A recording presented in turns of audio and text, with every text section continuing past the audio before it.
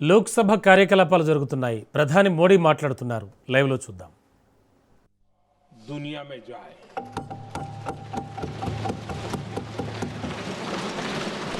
अध्यक्ष जी, जब से ये युद्ध शुरू हुआ है तब से ही प्रभावित देशों में हर भारतीय को जरूरी मदद दी जा रही है। मैंने खुद पश्चिम एशिया के ज्यादातर देशों के राष्ट्राध्यक्षों के साथ 2 राउंड फोन पर बात की है। सभी ने भारतीयों की सुरक्षा का पूरा आश्वासन दिया है। दुर्भाग्य से इस दौरान कुछ लोगों की दुखद मृत्यु हुई है और कुछ घायल हुए हैं। ऐसे मुश्किल हालात में परिवारजनों को आवश्यक मदद दी जा रही है। जो घायल है उनका बेहतर इलाज सुनिश्चित कराया जा रहा है। अध्यक्ष जी, प्रभावित देशों में हमारे जितने भी मिशन हैं वो निरंतर भारतीयों की मदद करने में जुटे हैं। वहां काम करने वाले भारतीय हो या फिर जो टूरिस्ट वहां गए हैं, सभी को हर संभव मदद दी जा रही है। हमारे मिशन नियमित रूप से एडवाइजरी जारी कर रहे हैं। यहां भारत में और अन्य प्रभावित देशों में 24/7 कंट्रोल रूम और आपातकालीन हेल्पलाइन स्थापित की गई है। इनके माध्यम से सभी प्रभावितों को त्वरित जानकारी दी जा रही है। अध्यक्ष जी, संकट की स्थिति में देश विदेश में भारतीयों की सुरक्षा हमारी बहुत बड़ी प्राथमिकता रही है। युद्ध शुरू होने के बाद से लेकर अब तक 3,75,000 से अधिक भारतीय सुरक्षित भारत लौट चुके हैं। ईरान से ही अभी तक लगभग 1,000 भारतीय सुरक्षित वापस लौटे हैं। इनमें 700 से अधिक मेडिकल की पढ़ाई करने वाले युवा हैं। खाड़ी देशों में भारतीय स्कूलों में हजारों विद्यार्थी पढ़ते हैं। सीबीएसई ने ऐसे सभी भारतीय स्कूलों में होने वाली कक्षा 10वीं और 12वीं की निर्धारित परीक्षाओं को रद्द कर दिया है।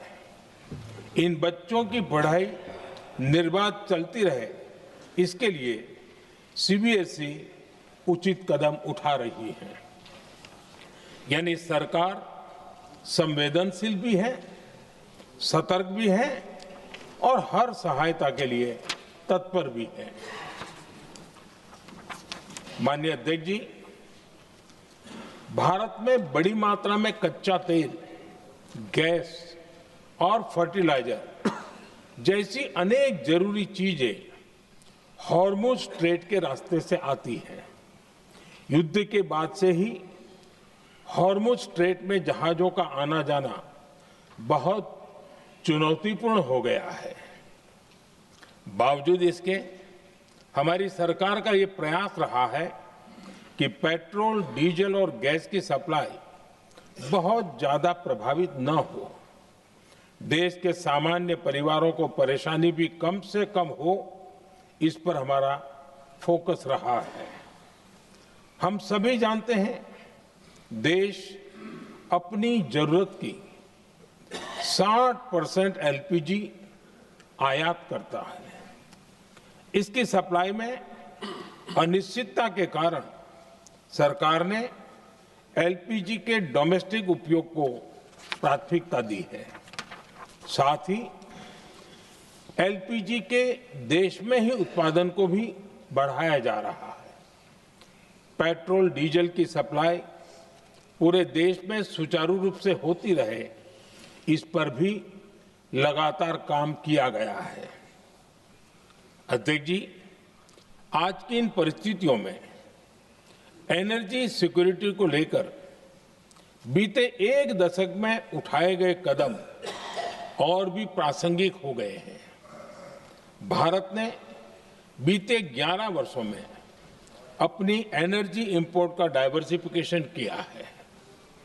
पहले क्रूड ऑयल, एलएनजी, एलपीजी ऐसी एनर्जी जरूरतों के लिए 27 देशों से इंपोर्ट किया जाता था।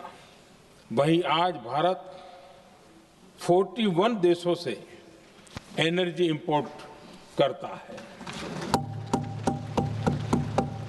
अध्यक्ष जी, बीते दशक में भारत ने संकट के ऐसे ही समय के लिए कच्चे तेल के भंडारण को भी प्राथमिकता दी है।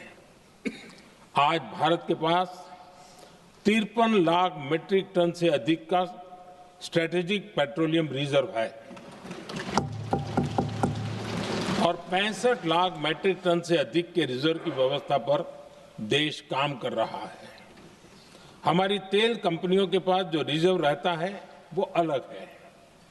बीते 11 वर्षों में हमारी रिफाइनिंग कैपेसिटी में भी उल्लेखनीय वृद्धि हुई है।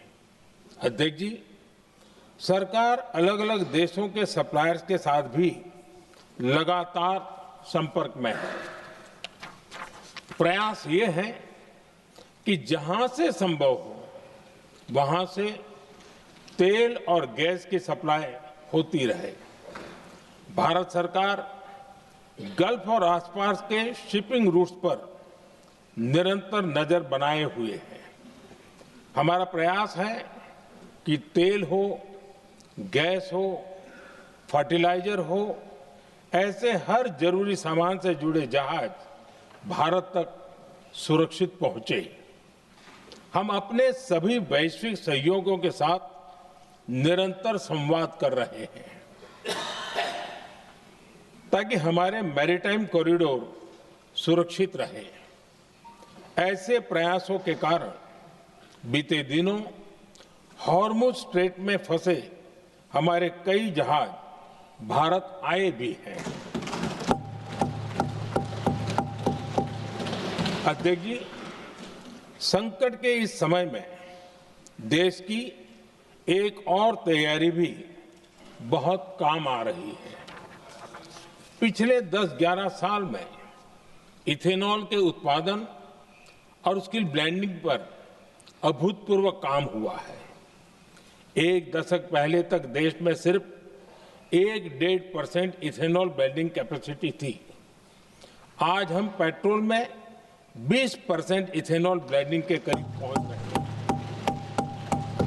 इसके कारण प्रति वर्ष करीब 4.5 करोड़ बैरल कम ऑयल इंपोर्ट करना पड़ रहा है। ऐसे ही रेलवे के बिजलीकरण से भी बहुत बड़ा फायदा हो रहा है। अगर रेलवे का इतना बिजलीकरण न होता तो हर साल करीब 180 करोड़ लीटर डीजल अतिरिक्त लगता। ऐसे ही हमने मेट्रो का नेटवर्क बढ़ाया है। 2014 में जहां देश में मेट्रो नेटवर्क 250 किलोमीटर से भी कम था, आज ये बढ़कर करीब 1100 किलोमीटर हो गया है। हमने इलेक्ट्रिक मोबिलिटी पर बहुत अधिक बल दिया।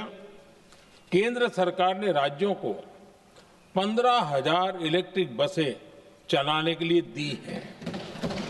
आज जिस स्केल पर वैकल्पिक ईंधन पर काम हो रहा है, उससे भारत का भविष्य और सुरक्षित होगा।